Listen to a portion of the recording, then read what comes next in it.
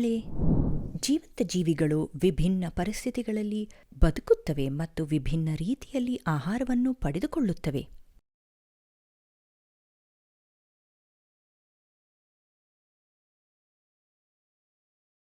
ದ್ಯುತಿಸಂಶ್ಲೇಷಣೆಯ ಮೂಲಕ ಸಸ್ಯಗಳಲ್ಲಿನ ಆಟೋಟ್ರೋಫಿಕ್ ಪೋಷಣೆಯ ಬಗ್ಗೆ ನಮಗೆ ತಿಳಿದಿದೆ.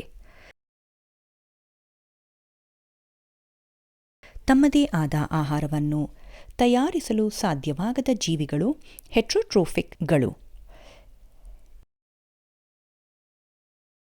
ಹೆಟೆರೋಟ್ರೋಫಿಕ್ ಪೋಷಣೆಯ ಬಗ್ಗೆ ಈಗ ತಿಳಿಯೋಣ.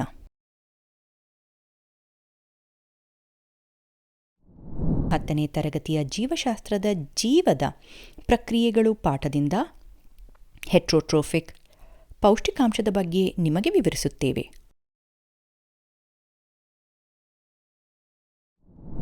ಕಲಿಕೆಯ ಫಲಿತಾಂಶಗಳು. ಈ ವಿಷಯವನ್ನು ಅಧ್ಯಯನ ಮಾಡಿದ ನಂತರ ನೀವು ಇದರ ಬಗ್ಗೆ ತಿಳಿಯುವಿರಿ. ಅಮೀಬಾದಲ್ಲಿ ಪೌಷ್ಟಿಕಾಂಶ ಪ್ರಕ್ರಿಯೆಯ ಮತ್ತು ಕುಸ್ಕೂಟಾದಲ್ಲಿ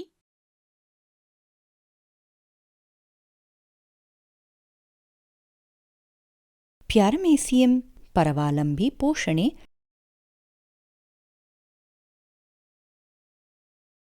ಮಾನವರಲ್ಲಿ ಪೋಷಣೆ. ಕೀವರ್ಡ್ಗಳು: ಹೆಟೆರೋಟ್ರೋಫಿಕ್, ಪರಾವಲಂಬಿ, ಹಾಸ್ಟೋರಿಯಾ, ಅಲಿಮೆಂಟರಿ ಕಾಲುವೆ, ಲಾಲಾರಸ ಗ್ರಂಥಿಗಳು, ಪೆರಿಸ್ಟಾಲ್ಟಿಕ್ ಚಲನೆ,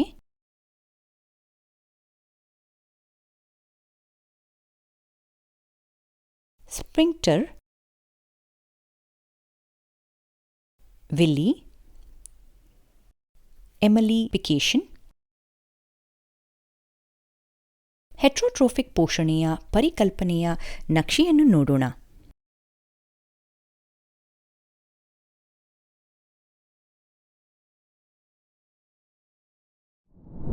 ಜೀವಿಗಳು ತಮ್ಮ ಪೋಷಣೆಯನ್ನು ಹೇಗೆ ಪಡೆಯುತ್ತವೆ? ಆಹಾರದ ಪ್ರಕಾರ ಮತ್ತು ಲಭ್ಯತೆಯ ಆಧಾರದ ಮೇಲೆ ಜೀವಿಗಳು ಆಹಾರ ಸೇವನೆಗೆ ವಿಭಿನ್ನ ತಂತ್ರಗಳು ಹೊಂದಿವೆ.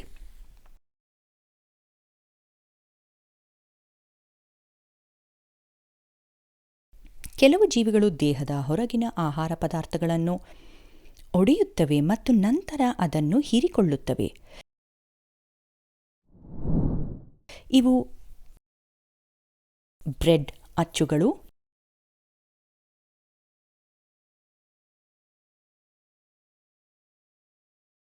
ಯೀಸ್ಟ್,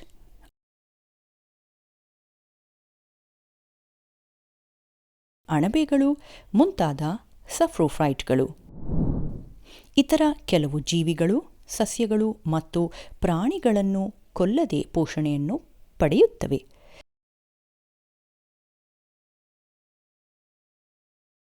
ಇವು ಪರಾವಲಂಬಿಗಳಾದ ಕುಸ್ಕುಟಾ, ಪರೋಪಜೀವಿಗಳು, ಜಿಗಣೆಗಳು ಮತ್ತು ಟೇಪ್ ವರ್ಮ್ಗಳು.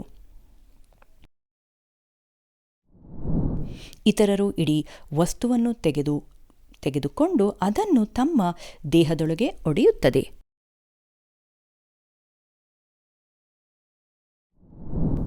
ವಿವಿಧ ರೀತಿಯ ಆಹಾರಗಳನ್ನು ವಿವಿಧ ರೀತಿಯಲ್ಲಿ ಪಡೆಯುವುದರಿಂದ ವಿವಿಧ ಜೀವಿಗಳಲ್ಲಿ ಜೀರ್ಣಾಂಗ ವ್ಯವಸ್ಥೆಯು ವಿಭಿನ್ನವಾಗಿರುತ್ತದೆ.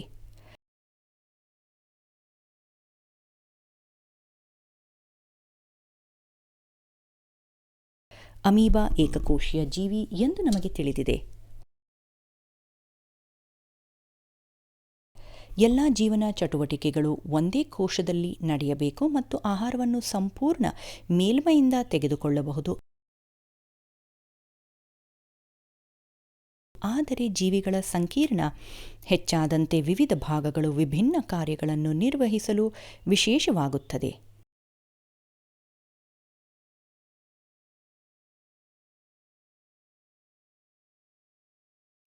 ಅಮೀಬಾವು ತಾತ್ಕಾಲಿಕ ಬೆರಳಿನಂತಹ ವಿಸ್ತರಣೆಗಳನ್ನು ಅಥವಾ ಜೀವಕೋಶದ ಮೇಲ್ಮೈಯ ಸ್ಯೂಡೋಪೋಡಿಯಾವನ್ನು ಬಳಸಿಕೊಂಡು ಆಹಾರವನ್ನು ತೆಗೆದುಕೊಳ್ಳುತ್ತದೆ. ಇದು ಆಹಾರದ ಕಣದ ಮೇಲೆ ಆಹಾರ ನಿರ್ವಾತವನ್ನು ರೂಪಿಸುತ್ತದೆ.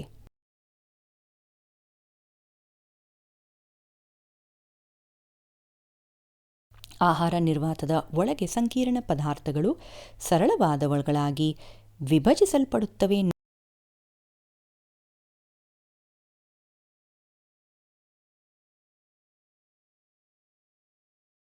ನಂತರ ಸೈಟೋಪ್ಲಾಸಂನಲ್ಲಿ ಹರಡುತ್ತವೆ. ಉಳಿದ ಜೀರ್ಣವಾಗದ ವಸ್ತುವನ್ನು ಜೀವಕೋಶದ ಮೇಲ್ಮೈಗೆ ಸ್ಥಳಾಂತರಿಸಲಾಗುತ್ತದೆ ಮತ್ತು ಹೊರಹಾಕಲಾಗುತ್ತದೆ. ಪ್ಯಾರಮೇಸಿಯಂ ಕೂಡ ಒಂದು ಏಕಕೋಶೀಯ ಜೀವಿಯಾಗಿದ್ದು, ಅದರ ಜೀವಕೋಶವು ಒಂದು ನಿರ್ದಿಷ್ಟ ಆಕಾರವನ್ನು ಹೊಂದಿದೆ. ಆಹಾರವನ್ನು ನಿರ್ದಿಷ್ಟ ಸ್ಥಳದಲ್ಲಿ ತೆಗೆದುಕೊಳ್ಳಲಾಗುತ್ತದೆ. ಕೇಶದ ಸಂಪೂರ್ಣ ಮೇಲ್ಮೈಯನ್ನು ಆವರಿಸುವ ಸೆಲಿಯನ್ ಚಲನೆಯಿಂದ ಆಹಾರವನ್ನು ಸ್ಪಾಟ್ ಅಥವಾ ಸೈಟೋಸೋಮ್ಗೆ ಸ್ಥಳಾಂತರಲಾಗುತ್ತದೆ. ಅಲ್ಲಿ ಆಹಾರವನ್ನು ಸವಿಸಲಾಗುತ್ತದೆ. ಕುಸ್ಕುಟಾದಲ್ಲಿ ಪರಾವಲಂಬಿ ಪೋಷಣೆ. ಡಾಡರ್ ಅಥವಾ ಕುಸ್ಟುಟ ಎಂಬುದು ಎಲೆಗಳಿಲ್ಲದ ಅವಳಿ ಪರಾವಲಂಬಿ ಸಸ್ಯವಾಗಿದ್ದು, ಇದು ಬೆಳಗಿನ ವೈಭವದ ಕುಟುಂಬ ಕನ್ವಾಲ್ವಾ ಲೇಸಿಗೆ ಸೇರಿದೆ. ಇದು ಕ್ಲೋರೋಫಿಲ್ ಅನ್ನು ಹೊಂದಿಲ್ಲ ಮತ್ತು ಇದು ಹಸ್ಟೋರಿಯಾ ಮೂಲಕ ಆಹಾರವನ್ನು ಹೀರಿಕೊಳ್ಳುತ್ತದೆ.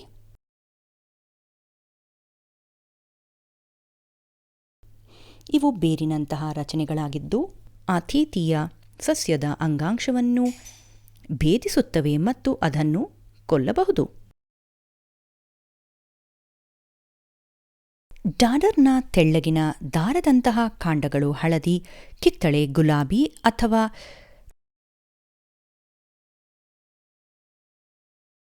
ಕಂದು ಬಣ್ಣದಾಗಿರಬಹುದು ಮತ್ತು ಎಲೆಗಳು ನಿಮಿಷದ ಮಾಪಕಗಳಾಗಿ ಕಡಿಮೆಯಾಗುತ್ತವೆ. ಡಾಡರ್ನ ಹೂಗಳು ಗೊಂಚಲುಗಳಂತಹ ಗಂಟುಗಳಲ್ಲಿ ರಚನೆಯಾಗುತ್ತದೆ ಮತ್ತು ಹಳದಿ ಅಥವಾ ಬಿಳಿ ಗಂಟೆಯಂತಹ ದಳಗಳನ್ನು ಹೊಂದಿರುತ್ತದೆ.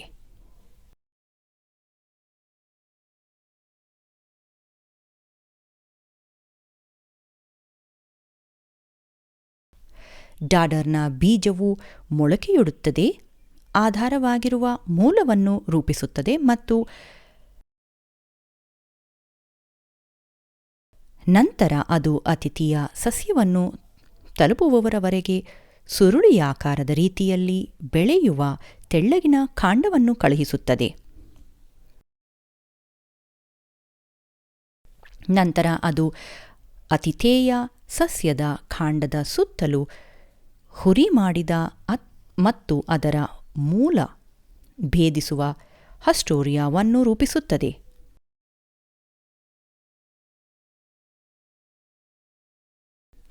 ಆತಿಥೇಯ ಸಸ್ಯದ ಕ್ಲೈಮ್ಸಮ್ನಿಂದ ಹಸ್ಟೋರಿಯಾದ ಮೂಲಕ ನೀರನ್ನು ಎಳೆಯಲಾಗುತ್ತದೆ ಮತ್ತು ಅದರ ಫ್ಲೋಯಂನಿಂದ ಪೋಷಕಾಂಶಗಳು ಪಡೆಯಲಾಗುತ್ತದೆ. ಇದು ಕಾಂಡಗಳ ಸುತ್ತಲೂ ಹೊಸ ಹಸ್ಟೋರಿಯಾವನ್ನು ರೂಪಿಸುತ್ತದೆ ಮತ್ತು ಆತಿಥೇಯ ಸಸ್ಯಗಳನ್ನು ದಟ್ಟವಾದ ಅವ್ಯವಸ್ಥೆಯ ವೆಬ್ನಂತೆ ಆವರಿಸುತ್ತದೆ. ಮಾನವರಲ್ಲಿ ಪೋಷಣೆ. ಮಾನವನ ಜೀರ್ಣಾಂಗ ವ್ಯವಸ್ಥೆಯು ಹೆಚ್ಚು ಸಂಕೀರ್ಣವಾಗಿದೆ.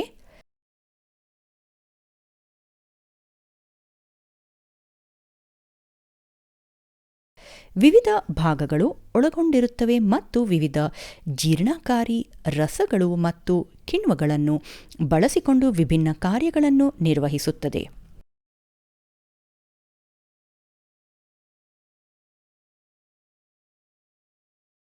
ಅಲಿಮೆಂಟರಿ ಕಾಲುವೆಯು ಬಾಯಿಯಿಂದ ಗುದದ್ವಾರವರೆಗೆ ವಿಸ್ತರಿಸುವ ಉದ್ದವಾದ ಕೊಳವೆಯಾಗಿದೆ ಮತ್ತು ವ್ಯವಸ್ಥೆಯ ವಿವಿಧ ಭಾಗಗಳು ವಿವಿಧ ಕಾರ್ಯಗಳನ್ನು ನಿರ್ವಹಿಸುತ್ತವೆ.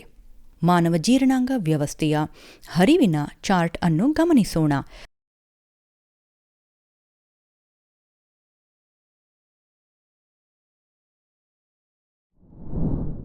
ಆಹಾರವನ್ನು ಬಾಯಿಯಲ್ಲಿ ಹಲ್ಲುಗಳಿಂದ ಕತ್ತರಿಸಿ ಪುಡಿ ಮಾಡಲಾಗುತ್ತದೆ ಮತ್ತು ಲಾಲಾರಸದೊಂದಿಗೆ ಬೆರೆಸಿ ಅದನ್ನು ಬೋಲಸ್ ಎಂದು ಕರೆಯಲಾಗುತ್ತದೆ.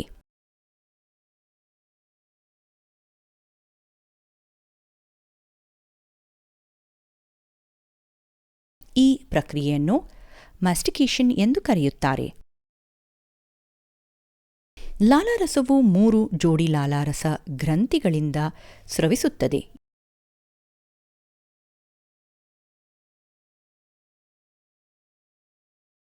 ಎರಡು ಜೋಡಿಗಳು ದವಡೆಯ ಬದಿಯಲ್ಲಿ ಮತ್ತು ನಾಲಿಗೆಯ ಕೆಳಗೆ ಮತ್ತು 1 ಜೋಡಿ ಅಂಗುಗಳಲ್ಲಿದೆ.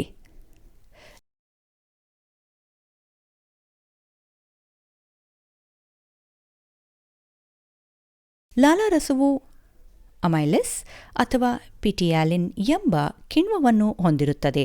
ಇದು ಸಂಕೀರ್ಣ ಕಾರ್ಬೋಹೈಡ್ರೇಟ್ಗಳನ್ನು ಸರಳವಾಗಿ ವಿಭಜಿಸಲು ಸಹಾಯ ಮಾಡುತ್ತದೆ.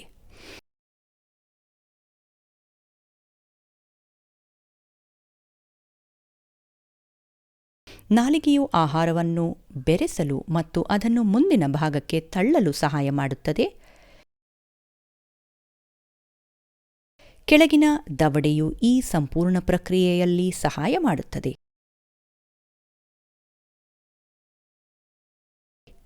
ಲಾಲಾರಸದೊಂದಿಗೆ ಬೆರೆಸಿದ ಮೃದುವಾದ ಆಹಾರವು ಹೊಟ್ಟೆಗೆ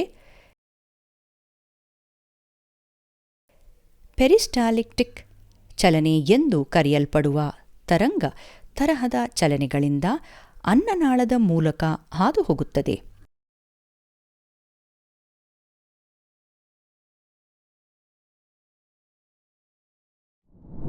ಹೊಟ್ಟೆಯಲ್ಲಿ ಗ್ಯಾಸ್ಟ್ರಿಕ್ ಜ್ಯೂಸ್ ಮತ್ತು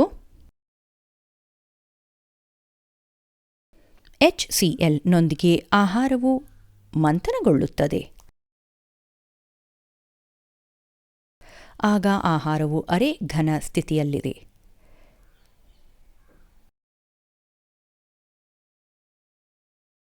ಪೆಪ್ಸಿನ್ ಕಿಣ್ವದಿಂದ ಹೆಚ್ಚಿನ ಪ್ರೋಟೀನ್ಗಳು ಸಣ್ಣ ಅಣುಗಳಾಗಿ ವಿಭಜನೆಯಾವುದರಿಂದ ಆಹಾರದ ಜೀರ್ಣಕ್ರಿಯೆಯು ಮುಂದುವರಿಯುತ್ತದೆ.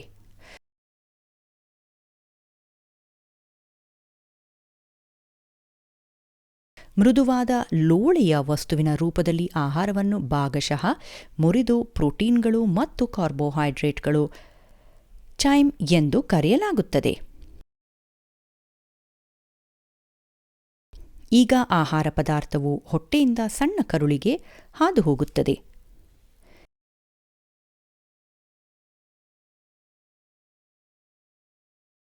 ಇಲ್ಲಿ ಪೈಲೋರಿಕ್ ಸ್ಪಿಂಕ್ಟರ್ಸ್ ಎಂದು ಕರೆಯಲ್ಪಡುವ ರಿಂಗ್ ತರಹದ ಸ್ನಾಯುಗಳ ಸಣ್ಣ ಕರುಳಿನಲ್ಲಿರುವ ಮಾರ್ಗವನ್ನು ತೆರೆಯಲು ವಿಶ್ರಾಂತಿ ಪಡೆಯುತ್ತದೆ.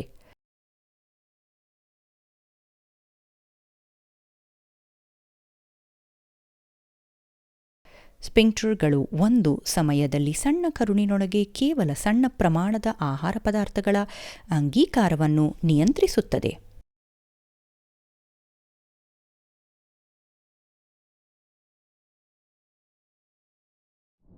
ಸಣ್ಣ ಕರುಳು ಎಲಿಮೆಂಟರಿ ಕಾಲುವೆಯ ಉದ್ದವಾದ ಭಾಗವಾಗಿದೆ. ಇದು ಕಾರ್ಬೋಹೈಡ್ರೇಟ್ಗಳು, ಪ್ರೋಟೀನ್ಗಳು ಮತ್ತು ಕೊಬ್ಬಿನ ಮತ್ತಷ್ಟು ಜೀರ್ಣಕ್ರಿಯೆಯ ತಾಣವಾಗಿದೆ.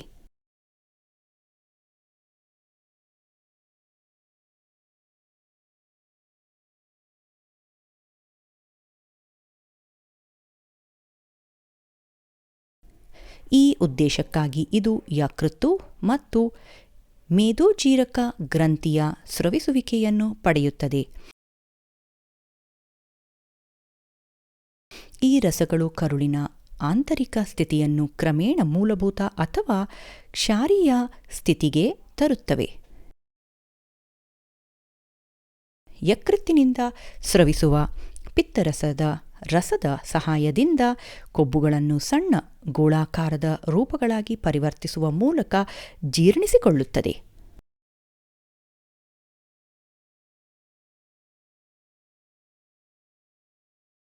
ಈ ಪ್ರಕ್ರಿಯೆಯನ್ನು ಎಮಲ್ಸಿಫಿಕೇಶನ್ ಎಂದು ಕರೆಯಲಾಗುತ್ತದೆ.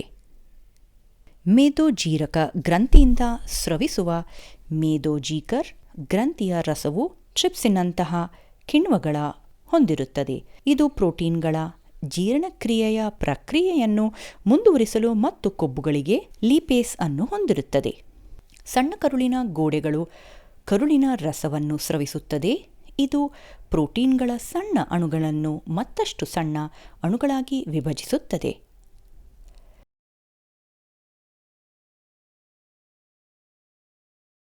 ಕೊಬ್ಬಿನ ಸ್ಥಿತಿಯು ಇದೇ ಆಗಿದೆ.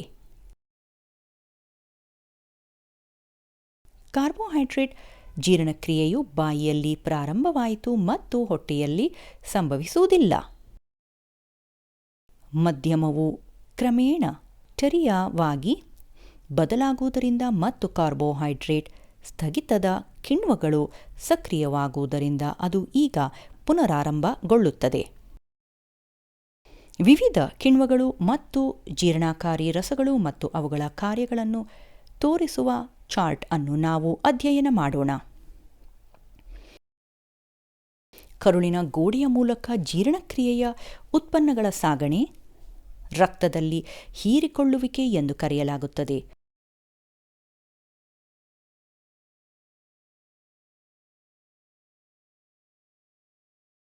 ಆಂತರಿಕವಾಗಿ ಕರುಳಿನ ಗೋಡೆಯು ವಿಲ್ಲಿ ಎಂದು ಕರೆಯಲ್ಪಡುವ ಹಲವಾರು ಬೆರಳುಗಳಂತಹ ಪ್ರೇಕ್ಷಕಗಳನ್ನು ಹೊಂದಿದೆ.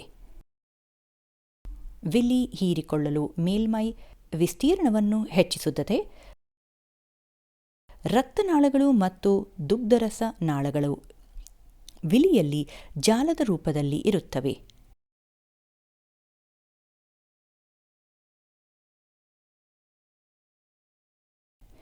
ಜೀರ್ಣಕ್ರಿಯೆಯ ಉತ್ಪನ್ನಗಳು ಮೊದಲು ವಿಲ್ಲಿ ಮತ್ತು ಅಲ್ಲಿಂದ ರಕ್ತನಾಳಗಳು ಮತ್ತು ದುಗ್ಧರಸ ನಾಳಗಳಲ್ಲಿ ಹೀರಲ್ಪಡುತ್ತವೆ.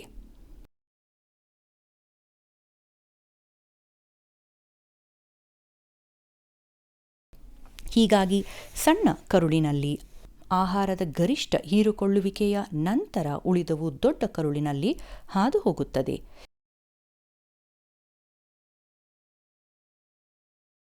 ಇಲ್ಲಿ ಹೆಚ್ಚಿನ ನೀರನ್ನು ಈ ವಸ್ತುವಿನಿಂದ ತೆಗೆದುಕೊಳ್ಳಲಾಗುತ್ತದೆ.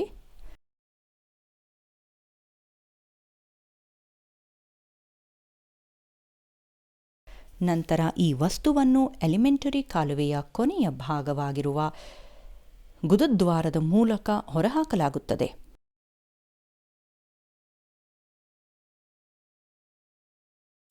ಗುದದ್ವಾರದ ಮೂಲಕ ದೇಹದಿಂದ ಜೀರ್ಣವಾಗದ ವಸ್ತುವಿನ ಈ ಅಂಗೀಕಾರವನ್ನು ಮಲವಿಸರ್ಜನೆ ಎಂದು ಕರೆಯಲಾಗುತ್ತದೆ.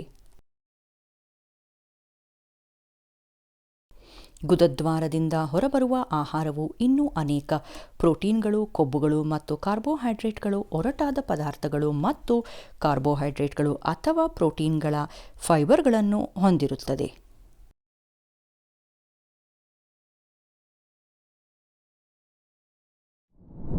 ನೆನಪಿಡುವ ಅಂಶಗಳು: